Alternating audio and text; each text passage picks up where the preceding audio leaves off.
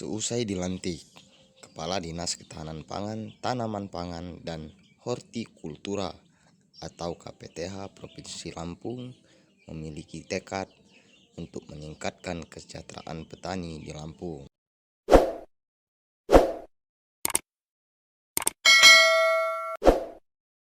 Diwawancarai Tribun Lampung, ia menegaskan komitmennya dalam memajukan pertanian Lampung yang menurutnya menjadi kunci utama kesejahteraan petani dan ketahanan pangan di daerah.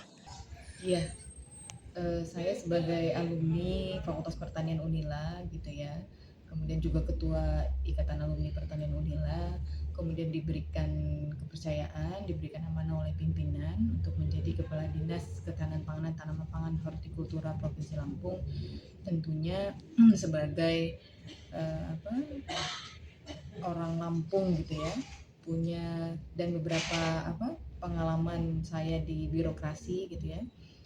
Tentunya kita ingin memajukan pertanian Lampung dan saat ini sangat tepat gitu ya, sesuai dengan apa yang menjadi kebijakan prioritas dari pemerintah pusat dan Pak Gubernur sendiri gitu kan.